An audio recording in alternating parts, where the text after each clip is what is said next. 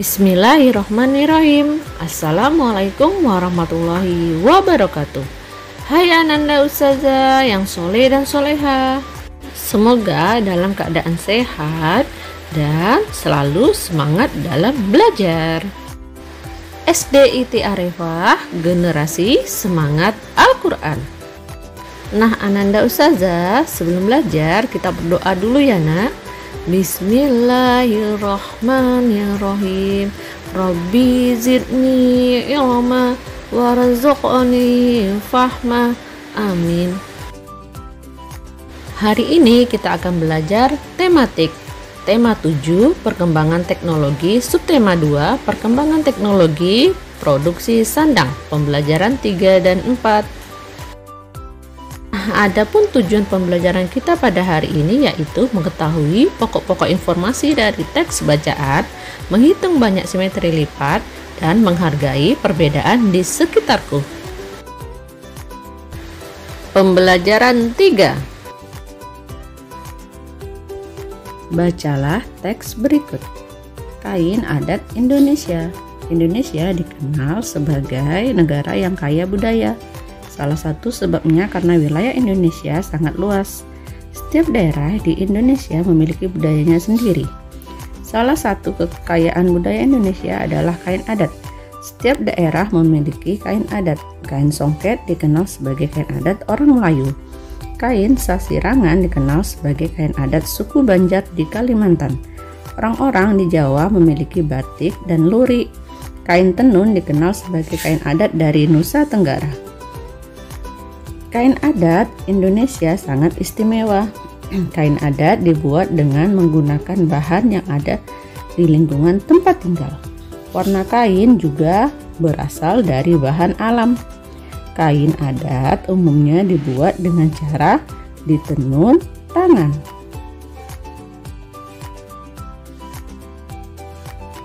Kain adat memiliki banyak fungsi. Kain adat dapat digunakan sebagai bahan pakaian sehari-hari. Kain adat biasanya dipakai saat upacara adat. Kain adat juga banyak digunakan sebagai baju tarian daerah. Kain adat sering digunakan dalam upacara perkawinan. Di beberapa daerah, kain adat juga digunakan saat ada keluarga yang meninggal.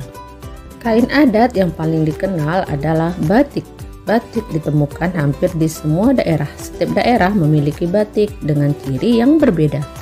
Batik merupakan pakaian nasional Indonesia. Sebagai rasa syukur akan kekayaan pakaian adat, bangsa Indonesia memperingati Hari Batik setiap tanggal 2 Oktober. Nah, sekarang lengkapi tabel berikut dengan nama-nama kain yang kamu ketahui. Nah, di sini contohnya ada kain songket, daerah asalnya yaitu Minang, Sumatera Barat. Contoh lain ada juga kain sasirangan, daerah asalnya yaitu Banjar, Kalimantan Selatan, dan yang lainnya yaitu ada kain batik dan lurik, daerah asalnya yaitu Solo, Jawa Tengah. Amati kalimat pertama dari setiap paragraf dan tuliskan informasi yang kamu dapatkan dari setiap kalimat pertama.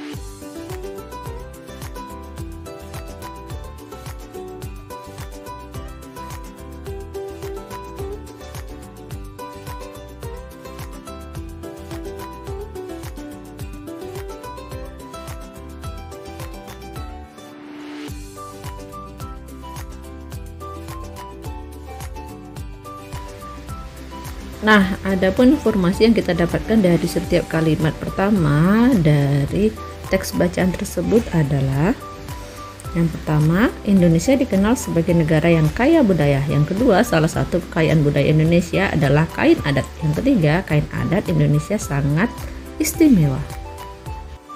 Ananda Ustazah, kita ketahui bahwa motif kain adat Indonesia sangat beragam. Ya benar, ada motif bunga dan biji-bijian. Ada juga motif segitiga, ada motif bulan dan lengkungan, serta ada juga motif bunga dan daun, serta motif-motif lainnya. Selanjutnya, amati gambar berikut.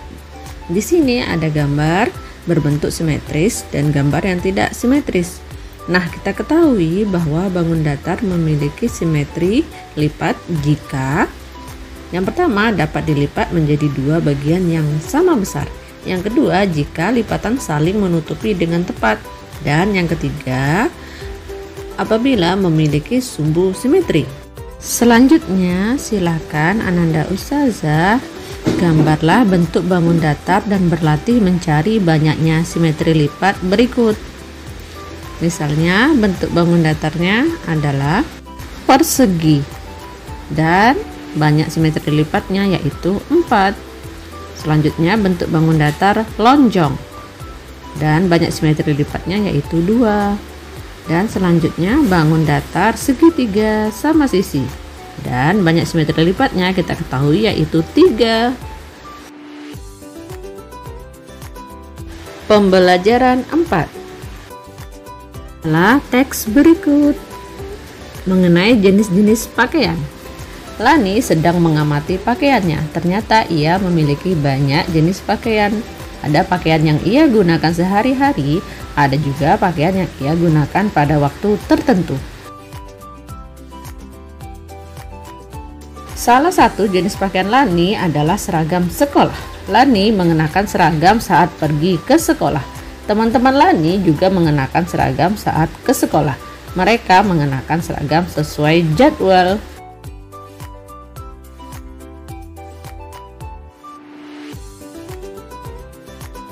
Sepulang sekolah, Lani mengganti baju seragamnya dengan pakaian rumah. Lani memiliki beberapa jenis pakaian rumah. Lani mengenakan kaos, celana, selutut, atau rok saat di rumah. Lani juga memiliki beberapa baju yang digunakan saat tidur.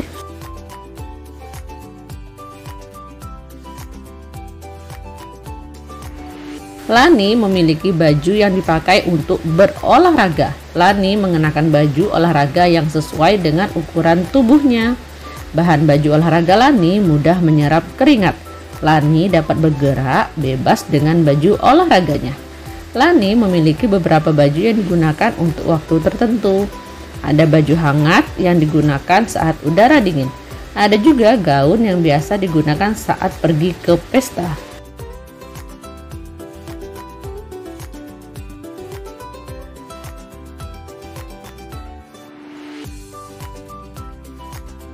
Nah, Lani bersyukur memiliki cukup pakaian. Ia teringat orang zaman dahulu yang hanya memiliki satu jenis pakaian. Lani menyayangi semua pakaiannya.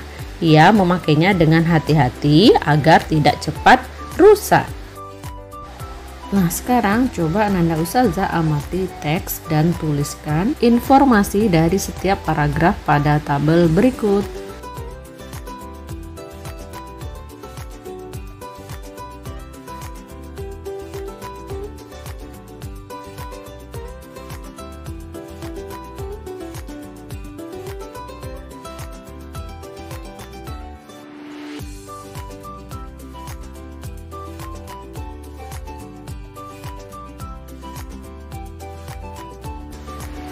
Adapun informasi dari setiap paragraf, terutama pada paragraf 1, 2, dan 3, informasi yang kita dapatkan yaitu yang pertama, Lani sedang mengamati pakaiannya.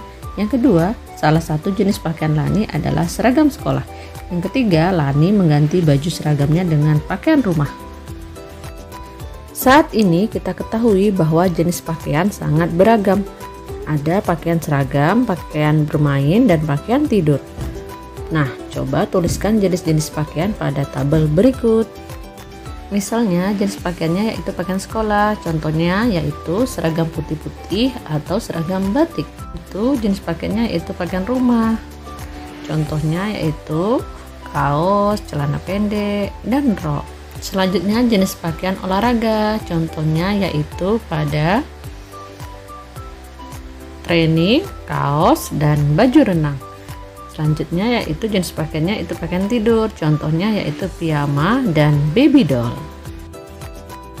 Selanjutnya amati gambar berikut. Cara berpakaian orang itu berbeda-beda. Siti selalu memakai kerudung dan baju yang menutupi seluruh tubuhnya. Lani dan Dayu sedang memakai celana selutut dan kaos lengan pendek. Meskipun berbeda dalam cara berpakaian, mereka tetap berteman baik dan mereka saling menghargai. Sekarang coba Ananda Ustazah jelaskan manfaat saling menghargai perbedaan. Iya benar, manfaatnya yaitu saling melengkapi satu sama lain.